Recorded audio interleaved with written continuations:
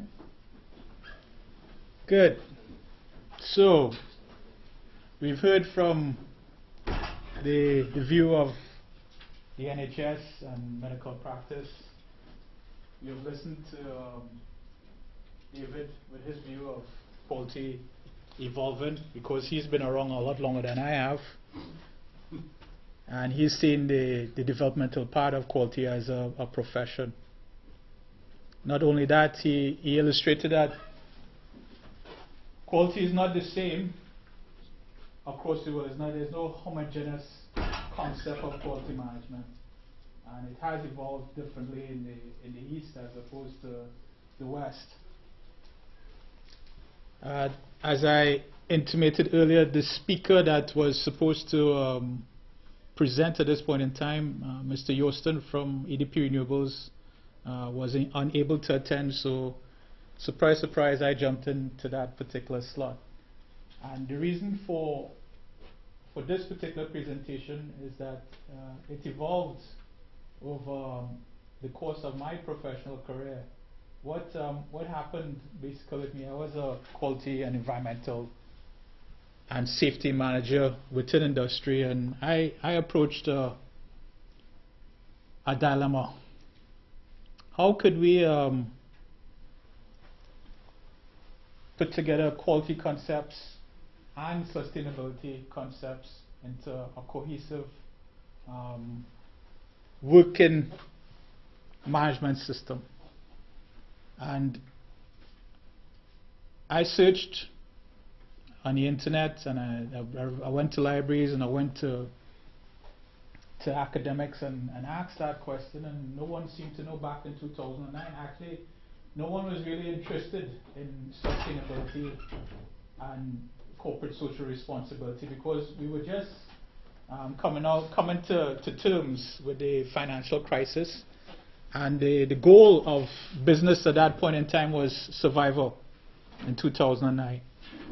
So I approached the managing director of the firm that I worked at, and I said, sir, could we not try to implement carbon footprint measurement as a tool to identify waste and to improve efficiencies?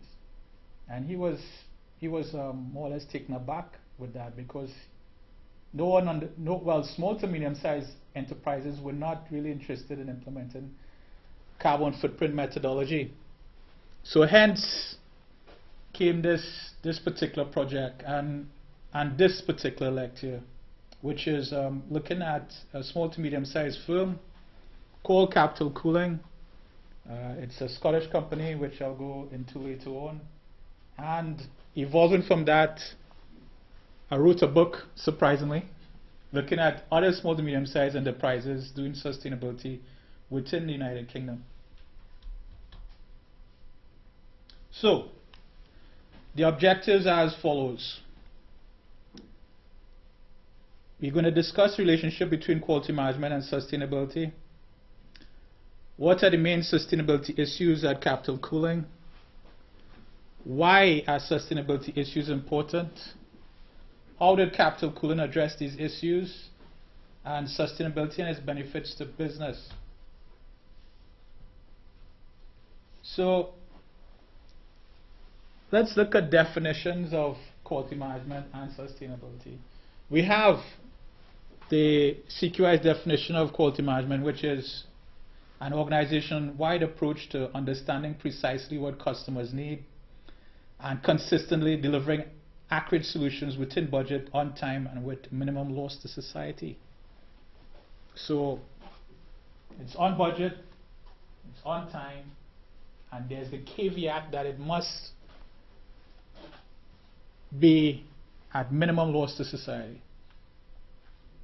And then we have the seminal definition of sustainable development, which was proposed by the Brundtland Commission in 1987, which says development that meets the needs of the present without compromising the ability of future generations to meet their own needs. So herein lies the challenge in my view, and not to overstep my hero, David Hutchins, but in my view, the challenge is how could we achieve minimal loss to society and yet at the same time achieve productive efficiencies.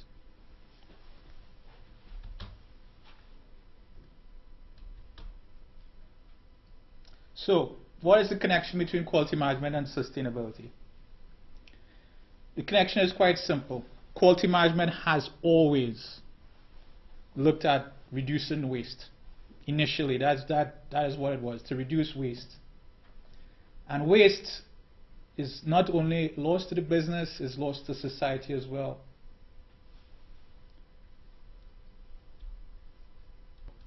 Let's go back. Alright, so we look at the basic production model, which has inputs, process, outputs. So we have inputs, raw materials, equipment, time, and people. And we have the process itself, which as quality managers and quality professionals, we try to manage variance.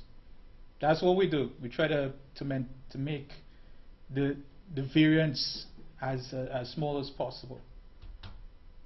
Then we have outputs, product, service, profits, and waste. As we all know, waste is not inevitable. It's a result of inefficiencies, more or less. And this waste was defined by a gentleman called Taiichi Ohno, who in my mind is probably one of the geniuses of the 20th century. He went to United States on a study tour, and he looked at the operations of the supermarket chain. How were supermarket shelves replenished? And he said that, okay, waste could be caused by seven things that he described as murder. There's waste of making defective parts, there's waste of motion, there's a waste of overproduction, there's a waste of stocks, there's a waste of waiting, there's a waste of transportation, and there's a waste of processing itself. Taiichi Ohno later became the father of the Toyota production system, as you know it today. Right, so we've looked at the connection between quality and sustainability. But now we must identify, well, what are the key sustainability issues that businesses face in our times? The first being is the find a living option. How could businesses exist knowing that resource scarcity is apparent? The world's population is more or less, is growing, not astronomically, but it is nonetheless, and we are consuming a lot more than we used to. There's also the Friedman logic, which determines that the role of business is not to take care of societal ills, but the role of business is to make profits. Profit generation is the main goal of business. There's also the dichotomy of, is business there to pursue just the aims of profit maximization, or is it to pursue a higher purpose? There's patriotism.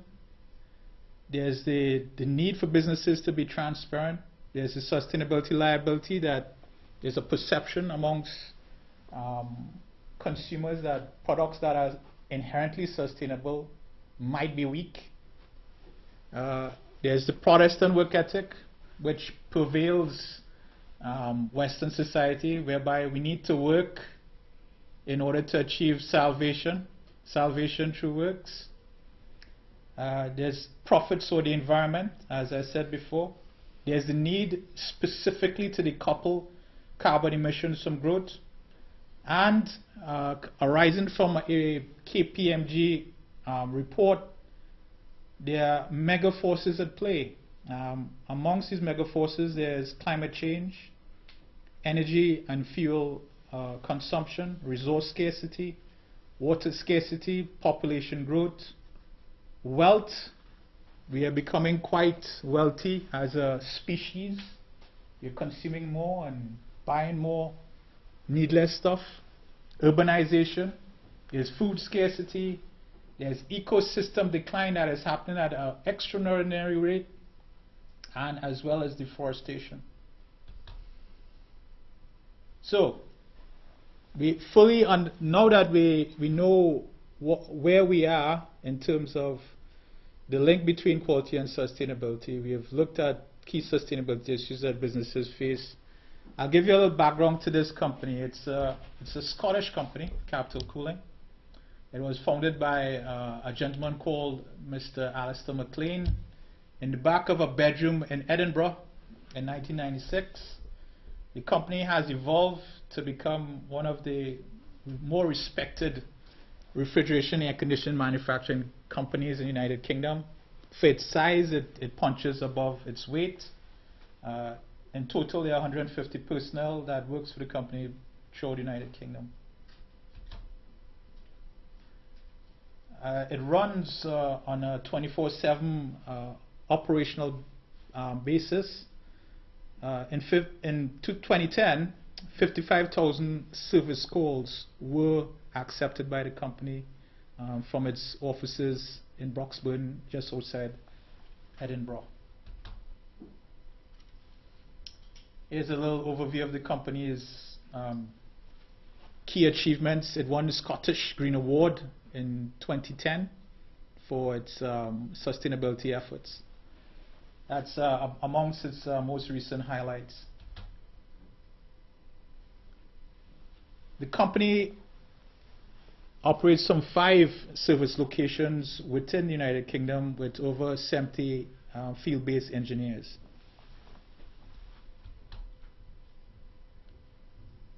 So I've just illustrated to you the company. It's a small to medium-sized company, but small and medium-sized enterprises, I do apologize, face specific sustainability challenges. First being prior studies into the use of sustainability footprint tools such as the carbon footprint have focused on large companies. There is limited research on small to medium-sized enterprises. Critically, firms are unable to quantify the benefits of carbon footprint. They are unable to quantify it, and that is key. If you're a small business, you are constrained in terms of resources, time, financial resources as well. Why would you take scarce resources and invest in a methodology that is unproven within your particular sector, small to medium-sized sector?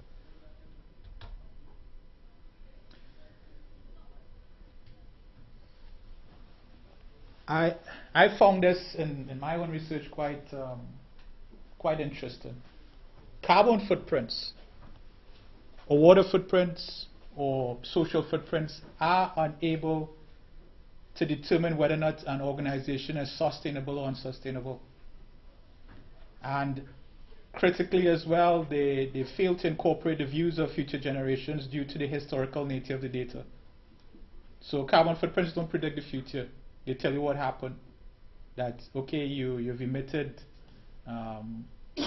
X number of tons of carbon dioxide equivalent emissions, but it doesn't tell you what is going to happen to the future. The cost of undertaking such exercises or such initiatives are prohibitive, except in the case of those firms that are achieving monopolistic profits. Basically, what this is saying is that if you are a successful business, you will implement carbon footprint measurement. It is a symptom of success.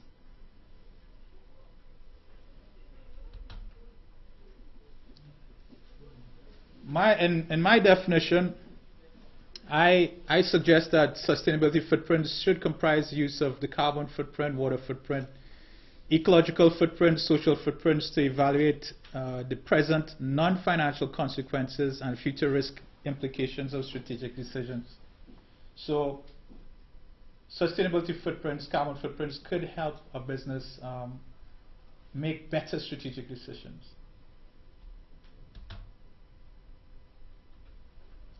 Some of the benefits of carbon footprint use: reduce energy consumption. You could differentiate your products as opposed to the competition. through carbon labeling. It's an environmental impact indicator for large organizations and could be so for small ones. It's a value indicator for decision makers, customers, and investors to discriminate between low carbon products and services. It reduces the risk arising from greenhouse gas emissions and climate change as well. So, Capital Cooling as a company, how did they implement a green approach to quality? The first thing, and David would agree, is that you need senior management commitment. The CEO of the company actually initiated the process. He gave his complete support to the process in terms of not only providing the resources necessary to begin the process for change, but was instrumental in ensuring that change was embedded. Engage stakeholders through the establishment of an environmental management committee. This management committee, even though it was a project team, technically it operated as a circle. Because all managers were involved in the process of environmental aspect analysis, which I will define later on. An ISO 14001 environmental management system was implemented, and critically, carbon footprint emissions were used as a sustainability indicator, even though it's a very small business.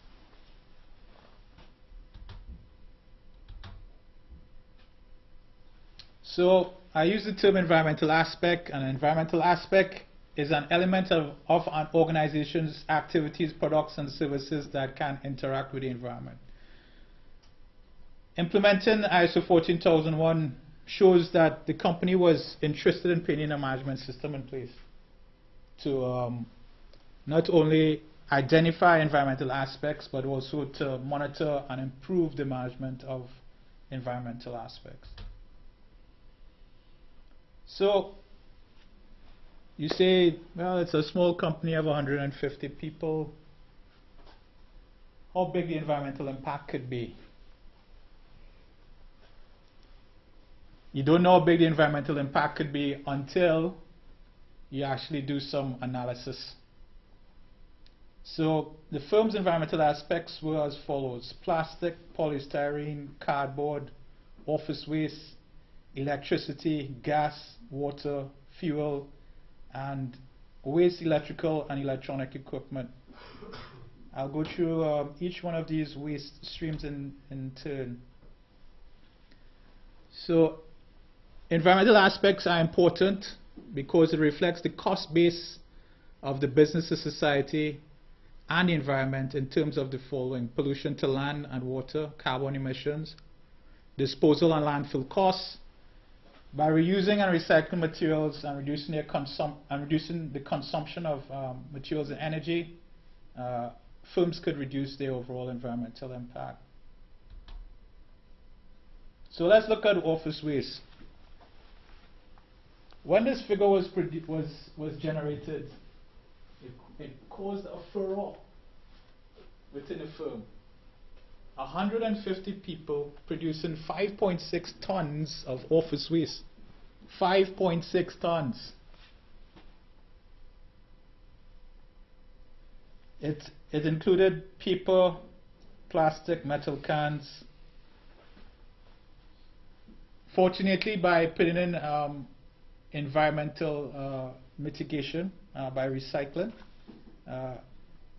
this waste was removed from landfill. What was striking throughout this entire exercise is that how the quantitative, the weight was a lot less than its actual carbon emissions. The carbon emissions was a lot greater than the actual waste of the quantity of waste that was actually accumulated.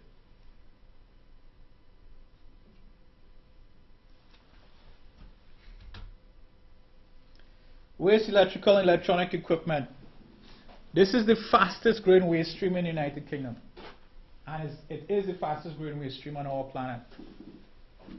It is a political nightmare because a lot of this waste is either put towards recycling or put towards donated as part of a charity. It is labeled as a donation. It goes to other countries outside of the United Kingdom, and it somehow it finds itself in large dumps in places like Ghana. A very, very big issue. It's a critical issue, especially from refrigeration air conditioning, because refrigeration air conditioning contains harmful refrigerants. HFCs, hydrofluorocarbons, which are ozone depleting agents, which I'll discuss later on. In this particular case, 154.3 tons of refrigeration air conditioning equipment was recycled, which is equivalent to 458.172 tons of carbon dioxide equivalent emissions. Polystyrene, a nightmare to control because polystyrene breaks up into very small particulate matter. In this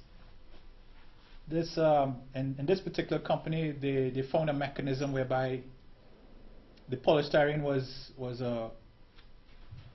more or less construed into small briquettes and later sent on for further recycling.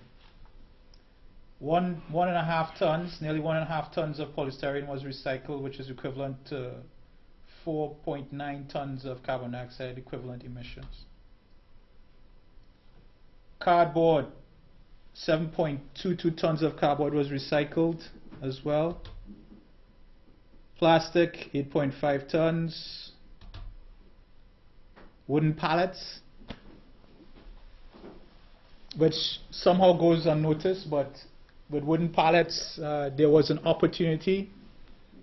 This 61, nearly 70 tons of wooden pallets could have been used in a combined heat power plant to generate enough energy to fuel, or sorry, to heat the offices and building premises of the company. So there was an opportunity there, but before, all these pallets would have just gone to waste. So there are opportunities for efficiencies that was identified through the process. Electricity, nearly 275,000 kilowatt hours of electricity was consumed during the initial reporting period at a cost of just over 24,000 pounds, which equates to 150 tons of carbon dioxide emissions as a result of electricity. Gas, approximately 6,000 pounds of, just over 6,000 pounds of gas was consumed in that particular period. Water, similar issue as an environmental aspect. 1,681 pounds of water, at a cost of 1,681 pounds was consumed, approximating 174 meters squared of water. Fuel, accounting for 86% of the organization's carbon footprint. 456,546.58 liters of transport fuel was consumed during that particular period, which equates to 1,200.33 tons of carbon emissions. So, what did the company do? We know the figures. The figures were presented. Firstly, the company began a green fleet policy, purchasing low emission vehicles, purchasing vehicles that were not only low emission but also better designed. That teardrop design reduces drag and improves fuel efficiency.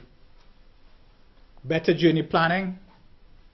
Also the use of a fuel additive, a diesel fuel additive called AdBlue, which prevents the creation of harmful emissions from diesel consumption. So here's what the vehicle looks in situ. And what we found that through this particular journey of environmental aspect analysis and the implementation of recycling and eco-efficiency measures, the carbon footprint of the company was reduced by 28.284%, simply by doing that, being more efficient. But also, what was considered a cost now became a profit center. So all that waste that was going into the bin was money being thrown into the bucket, or the skip as they would say. So for a small company, the return that they got back was quite extraordinary. From the recycling program alone, £52,000 was added to the bottom line. So if you manage your triple bottom line, it does help the actual bottom line. So waste no longer became a cost center, it became a profit center. The managing director was quite keen when he saw the figures. He realized, well, we have been doing something wrong for so long, been doing the same things, been looking at waste as being a cost in terms of disposal. Now it's now a profit center instead.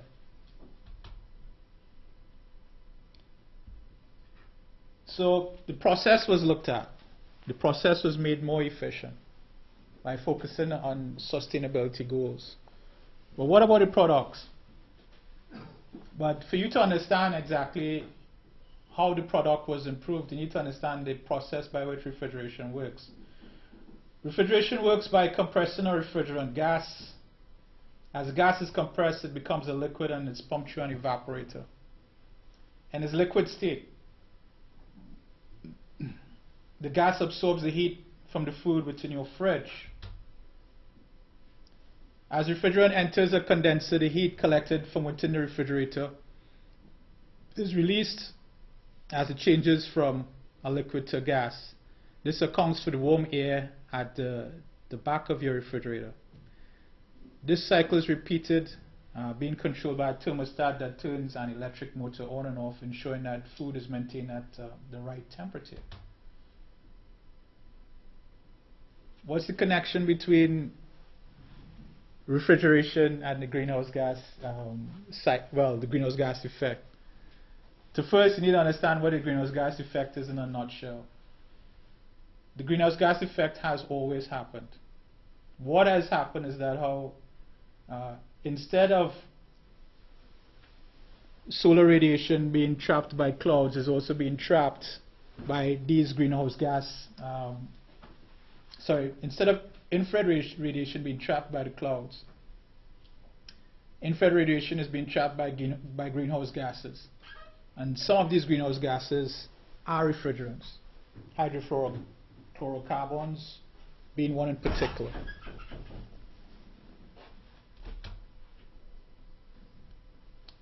So by nature, refrigeration impacts on the environment in three main ways: energy consumption, greenhouse gas emissions, and end-of-life disposal.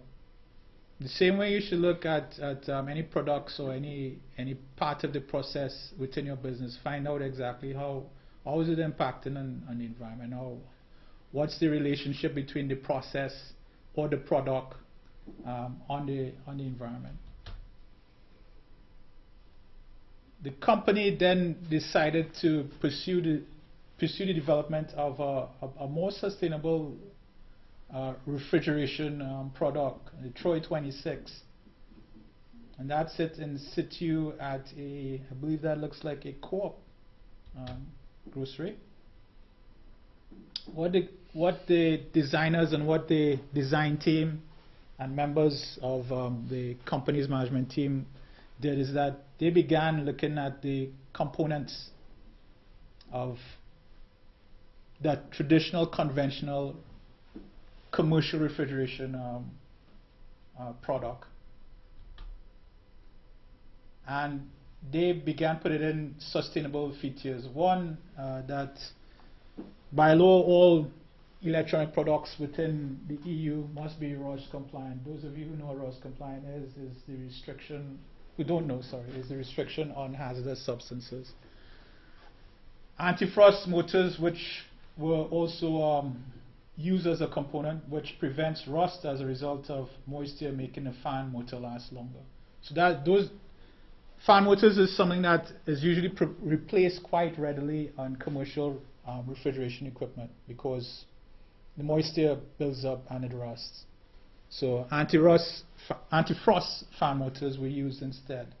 A wicking system that instead of putting heating elements to remove moisture and water buildup from the rear of the refrigeration equipment, a wicking system was used that recycles that warm air that naturally comes out from the process to remove some of the moisture buildup to the rear of the refrigeration equipment.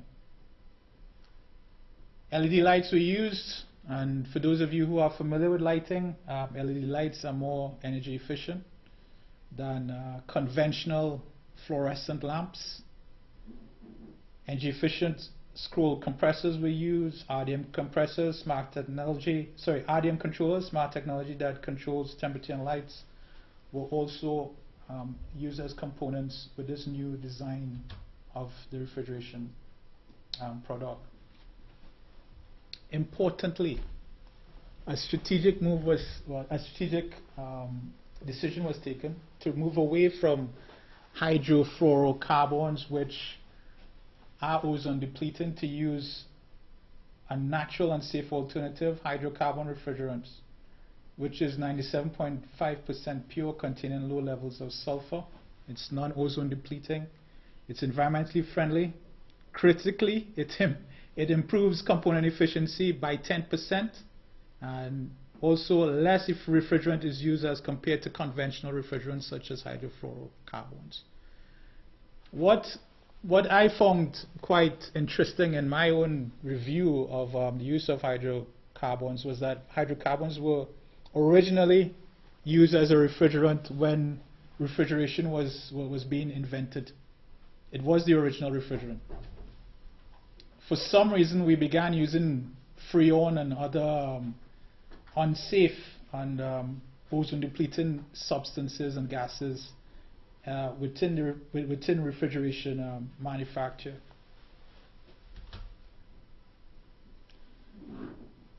During internal comparability tests, the Troy range of equipment used 22,568 kilowatt hours less energy and contributed 1,272 pounds in energy savings over the useful life of the equipment.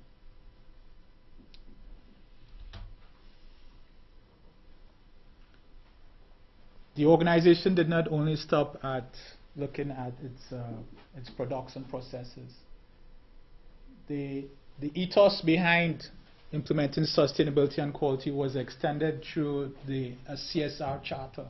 What a CSR charter basically did was encourage subcontractors and suppliers to buy into the concept of sustainability and continuous improvement.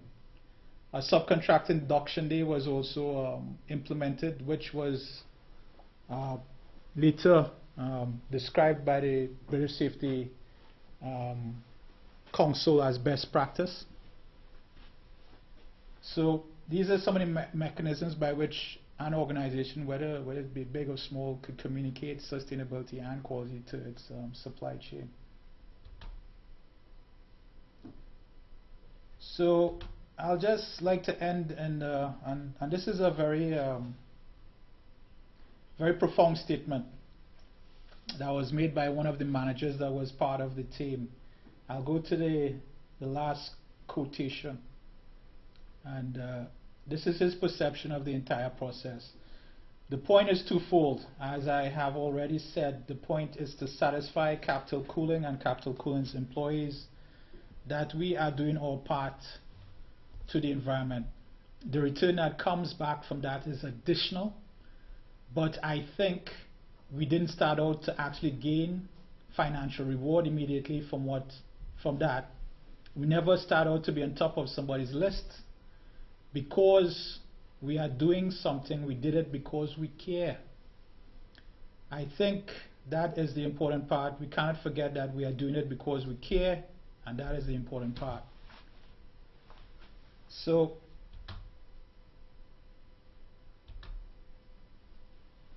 I'd just like to leave you with that particular statement. David spoke about people being the cornerstone or the most important ingredient in quality. And again, where do organizations go? Where's quality going? If we go back to what quality should be, it's about people and about caring for people and caring for the environment as well. So I'd like to end here. If you guys have any questions, feel free to ask them now. Okay? Yes. So concerning sustainability, caring for people, environment, do we really care or we're manipulating people? Could you repeat that again? Do we really care for people or we're manipulating people? Well, as any good practitioner, I'm very people oriented, and anyone who knows me knows that I'm a very person oriented individual. You cannot achieve total quality or quality management or TQM or implement any management system or create any culture change without involving people. From the sweeper to the CEO must be involved, must be engaged with the process. Quality is not a overnight initiative. It takes time. And as David said, with implementing quality circles and looking at quality improvement, you need to give people time to improve. We are not robots, and that's the reason why Taylorism and scientific management approaches failed in Japan, is because it didn't focus on people. Yes. Thank you for the slides. When you're going through those slides, you said there's a capital cooling. That was the study. Yes. We're able to reduce after applying several carbon emission measures. We're able to reduce emissions of about 28%. Yeah, by 28%. So I'm very much interested about that. Where they just try to reduce, how did that affect their profitability? That is one. Because I want to know if they just wanted to go green, that is just try to reduce carbon emissions, and how did that affect the level of profitability? And I also want you to establish a link between sustainability, quality control, and profitability. Good. That's my research goal. Currently, right now, I have looked at various research articles, and we cannot. I have not seen any research that actually identifies. Okay, if you invest £1 in sustainability initiatives, what is the outcome in terms of profitability? Where's the link between sustainability and profitability? What this research more or less looks at is it's one. The firm, the CEO, made a strategic decision to pursue sustainability because he saw a gap in the market. Okay? So he went and he said, okay, we'll go green. I approached him, I said, let's go safety first. He said, no, we'll go green. Let's go green first. So he saw that gap in the market, and he first aligned the company's processes. Sorry, he aligned the company's products with its processes. So green processes, green products. That was a strategic decision. What came out of that is that the company developed a reputation in the market for sustainability as a niche player. more, their products were are more energy efficient than the competitor. It's priced quite attractively. And not only that, the company has also won awards. It's won Refrigeration Air Conditioning Contractor of the Year in 2011. It's also won the Scottish Green Award for Best Green SME. So that is where the competitive advantage lies. And critically, as you could see, it also motivated the workforce, because the workforce realized, well, okay, the company cares about the environment, cares about people. So people want to work for the company. And if you have a motivated workforce, it is an advantage in itself. People stay there longer, you retain knowledge, you enhance your capability as a company. Yes? The internet is saying that the gains is just social. There are no direct economic benefits. There are direct economic benefits, but however, the link has not been proven. There's a difference. Because I asked because I know that the business of business is business. Friedman logic, yes. That's one viewpoint of the world. Okay? So if for instance I want to create a complete team already, give me a directive about how to manage my quality control. Yes. I adhere to that. You tell me about how to grow sustainable. That what gains do I have to gain in trying to become very sustainable and manage the kind of emissions I deliver to the system, the ecosystem? Well, as we discussed at the beginning, there's a connection between sustainability and quality, and that is in waste reduction. And waste is lost to the business and lost to society. As you could see, what was once considered a waste stream or considered a cost suddenly became a profit center, because that waste has an economic value that now becomes part and parcel of the company's cash flow. So 52,000 pounds was generated from just recycling. That before was a cost to the business. To move waste, industrial waste, is quite a costly process. There's landfill costs, there's recycling costs, there's a cost of handling it, the waste of moving it, the inefficiencies with actually moving that waste. However, if you don't produce that waste, you become more efficient. Does it make sense?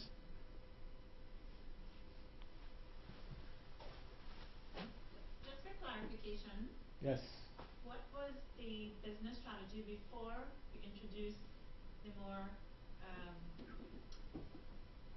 quality oriented? I wouldn't say go green, because you said you wanted to go green, but he said no, let's go. No, I propose safety because green, and he said, what did he say? I propose safety, and he said let's go green. So safety and then green, right? So before safety, before green, what was the business strategy? One. And two, just for clarification, did you say products? You match your products with processes, or the processes with the... No, we decided to develop the process, and then match the products with the process. So match the product with the process. All right. So what was the strategy before? What was the strategy after? And then it goes into matching the products with the process. Right. Strategy for any small to medium sized business is what? Survival. It's not even sustainability, it's survival. Right? So he started his business in the back of a bedroom, and he's trying to grow this business. Okay, it's a family business. Majority of members who are part of the family actually run the business. He works, at that point in time, he was working 16 hours a day. Okay? When I met him, he was working 16 hours a day. That's the attitude and the determination of our entrepreneur. Survival. But there comes a time where you have to start thinking, well, long term, strategically. Survival is the short term, but the long game is where you want to be in 5-10 years time. How do you differentiate yourself from your competition? And he saw that gap. I didn't see the gap, and that's the difference between a very, very good CEO and one that is just average. And he is a very good CEO. He saw the gap. He didn't understand the theories behind carbon footprinting and environmental management. He didn't understand that. He is a refrigeration engineer that turned entrepreneur. He's a nuts and bolts guy where he saw the gap and he said, look, how could we make this happen? How could we transition from being a state of survival as a company to being strategic and looking to the long term? And that's what sustainability is. It's about the long term. It's not about the short term. So how many times did you say he had to like change his strategy, or since he made that connection to his whole definition of waste, how many times do you think he has changed his strategy, or has it just been one time? Well, that decision was profound at that point in time. But what happened is strategy emerged. The system in itself, again, the success of the system helped, reinforce the idea that how sustainability is a good business proposition, and quality and sustainability are more or less twin sisters, opposite sides of the same coin. Okay? The strategy emerged over time. Strategy was emerging. Not all strategy could be more or less dictated, because we don't know the future, and that's what strategy deals with, making assumptions about the future. But this strategy emerged over time. So it began with environmental aspect analysis. Let's go green. Let's reduce waste. Let's be more efficient in our processes. And then other things started to come. Okay, what about corporate social responsibility? What about participating in the community through... Did you realize you had to integrate that afterwards? Yes. So that's why I asked. Yeah. If, because from what we see today, you can actually go to our company's website. It's documented what our strategy is. You can follow through. Yes. But for an SME, because of It's the different. size, you find that you're not exactly clear on what their strategy is in the beginning, and you find at the same time they have more leeway to be flexible and to change their strategy more than once. Mm-hmm. And they're not penalized for it because they have given that flexibility to grow, so they're given that incubation period at the same time. But they always come about to that whole sustainability issue in terms of how do you integrate your processes with what you want your company, what you want your people, what you want your products to be like. Yeah. So I was just wondering if, for the history of this company, if they have metabolized that whole strategy thing more than once, if it was like, a trial and error thing over and over. As you could see from the company's timeline, the original product was designed on a conventional platform using hydrofluorocarbons. The decision was taken, okay, hydrochlorofluorocarbons were environmentally harmful. Not only that, there would be legislation in the future. So again, assumptions are being made of the future, that at some point in time, these hydrofluorocarbons would be banned. Okay. So the decision was made, rather than waiting until it happens, why not take the decision yesterday so that it could be ahead of the curve? It is. It is a risk, but that's what good entrepreneurs do. They take a risk. You had a question, sir? Yeah. Is it possible for the improvement in quality to negatively impact people and the environment? Not if it's implemented properly. Let me just give an example. Yeah. When President Ellen Johnson Sirleaf took over as president of Liberia, she decided to introduce quality in the payment of taxes back in Liberia. So because of that, efficiency and effectiveness increased. And so they had to downsize close to 5,000 persons from various ministries, or more than 5,000 persons from various ministries, because they had a person who received this document, and just his work is just to present it here. Another person takes it from there. So quality improved. So because of that, people were not doing anything. So they downsized about 5,000 or 6,000 persons. And in an economy where 70% unemployment is at 70%, people went on the rampage. We had issues. People were impacted, their jobs, their families. So we say because of the introduction of quality process, it negatively impact our economy, say for instance. That's my point. That's what I'm Right, and Can that I is. say something then? Yeah, go ahead, David. I'll try and illustrate an answer, because there are multiple possible answers, with the sort of thing that people like Toyota have done. Back in 1950, Toyota were given the opportunity to go to Detroit and have a look at Ford. And when they came back, they said that Ford could produce, say, 1 million vehicles or something on half the number of employees that Toyota employed to do the same level of production. And what Toyota did was to take 50% of the employees off the production line, like that. They didn't use Ono or anybody's ideas. They just took them off production line and told the managers on that line, now find out how to make cars using that many fewer people. What did they do with the people they took off the production line?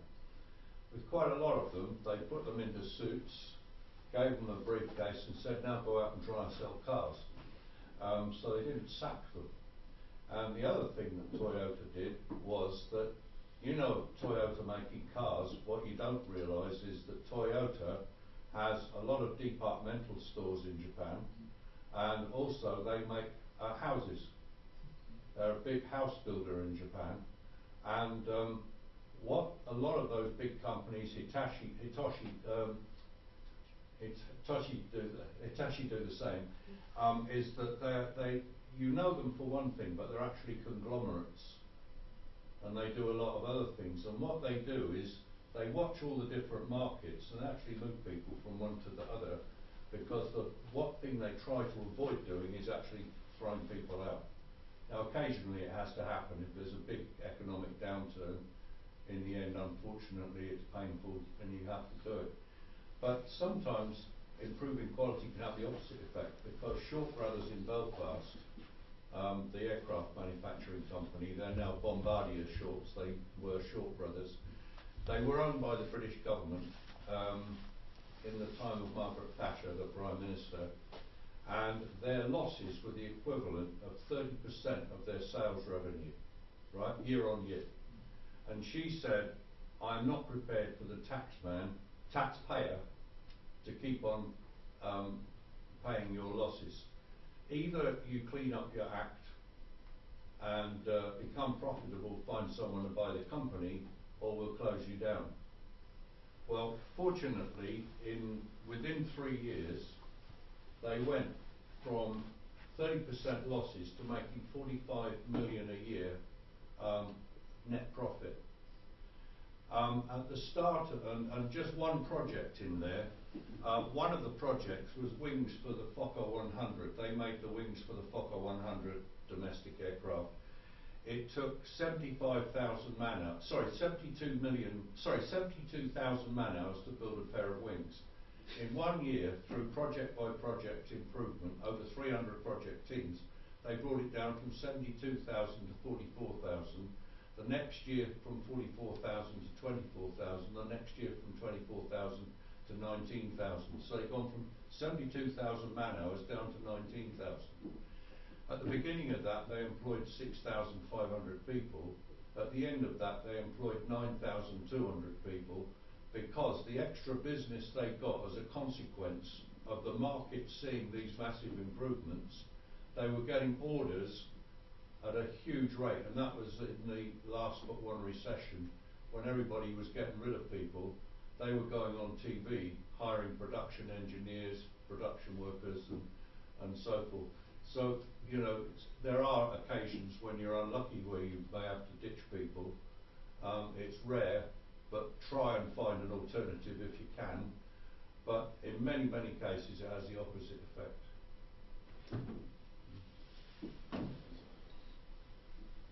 Any more questions? Okay, well, I guess you guys have been quite a nice audience, but before we end this particular session, I'd like to thank the folks at AMEC for their financial support for Quality Strategies for Business event and also World Quality Day. I'd also like to thank Ms. Hilary Smith-Milne, who isn't here today, but she has been instrumental with helping organize this particular event. I'd like to thank the speakers for their support, Ms. Tate for taking time from her busy schedule, and also David for coming all the way from Bristol to Aberdeen to support us here. I'm also making special mention of one of my students, Miss Jessica Horn, who supported me with organizing this particular event, taking time off of her busy schedule as well. So, not to forget you lovely people in the audience. There will be light refreshments afterwards at room 608 and 609 of the Aberdeen Business School, where we could network and probably discuss a lot more of what has been said. So, you guys have been left with a dilemma now. Is quality evolving or is it a revolution? Well, most of it is up to you. Ms. Tate has provided a very good overview of what is done by NHS. I like the Institute of Management's 6 dimensions of quality. Excellent. David has given a profound review of the history of quality management over the past 114 years or so. And I've just shown you how it's done in practice, especially in an environment that of an SME where resources are constrained, and the option for SMEs, the priority for SMEs is survival. So it's up to you to go there and change the world through the use of good quality and good management. Okay, thanks very much.